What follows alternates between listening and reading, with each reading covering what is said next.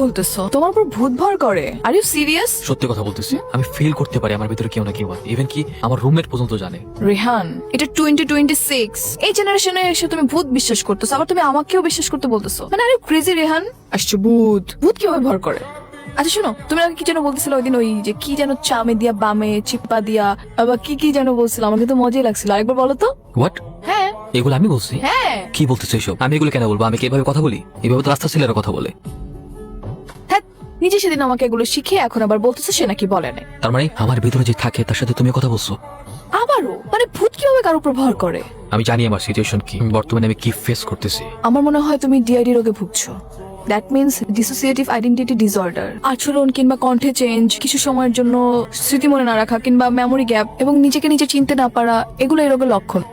তুমি কোনো টেনশন করো না, আমার কাছে ভালো ডক্টর আছে, আমি তোমাকে দেখাবো। আই গেস তুমি ঠিক হয়ে যাবা। হ্যালো, বিকেলে সানাকে একটা ছেলের সাথে ঘুরতে দেখলাম। বিষয়টা আমার একদমই পছন্দ হয়নি। এটার একটা ব্যবস্থা করো, আগের মতো ভুল যেন না হয়। এবার কোনো ভুল হবে না স্যার। ভাই ভাই প্লিজ, তুমি আমার কোনো ক্ষতি করো না। আমি তোমার কোনো কিছু করিনি, যা করছো ওরা করছো। তোর কোনো দোষ নাই, তুই আমার ভাই, তুই আমার মাফ করে দে ভাই। আমি তোর কাছে মাফ চাইতেছি। আমি আমার ভালোবাসার প্রতিশোধের লেগা এইসব কিছু করছি। আমার কাহিনী শুনবি? এই যে দেখতেছিস না, আমি এমনি আসছিলাম বাবু করে একটা পোলা, বাবু সালা জীবন যাপন। বদমাসটাকে যেভাবে পারো শাস্তি করো। কত বড় সাহস, আমার মেয়ের নাম ধরে ডাকে, তাও আবার চিৎকার করে। বেটা আমাকে জানে না আমি কে। কবির কি এখানে আছে? আমাকে মাফ করে দিও কবির। আমি না জানলেও তুমি আমার মৃত্যুর কারণ। আমি জানি না তুমি কে, কেনই বা আমাকে তো ভালোবেসেছো যে আমাকে মৃত্যুর পরও ছেড়ে যেতে পারছো না।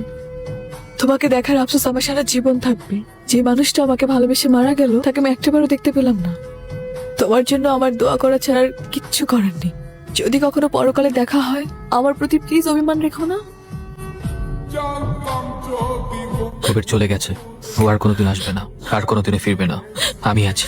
তুমি আমাকে এখান থেকে অনেক দূরে নিয়ে যেতে পারবা? আমার বাবার এইসব টাকা পয়সা, লাক্সারি লাইফস্টাইল, এইসবের নিচে চাপা পড়ে আমি আর মরতে চাই না।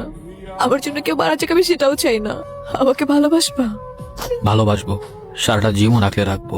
কবিরের মতো মৃত্যুর পরেও ভালোবেসে যাব। এই চোখে কখনো পানি আসতে দিব না। তুমি যেভাবে চাপা, ঠিক সেভাবেই তোমাকে ভালোবেসে যাব।